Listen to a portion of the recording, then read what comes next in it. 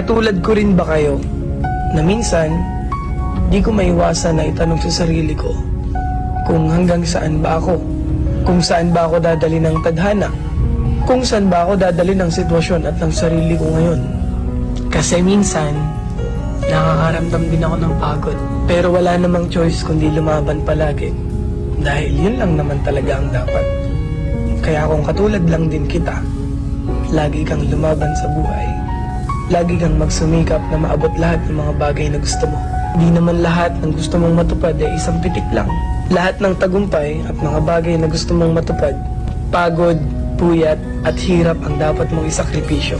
Tapos huwag kang susuko hanggang sa makuha mo na lahat. Kaya ikaw, alam kong katulad lang din kita, lumalaban ng patas sa buhay, gumagawa ng paraan para maging maganda ang buhay, nagsasakripisyo para sa magandang pamilya, nagsasakripisyo para sa sarili at para sa pamilya. Ingat kayo palagi, stay safe, and follow me.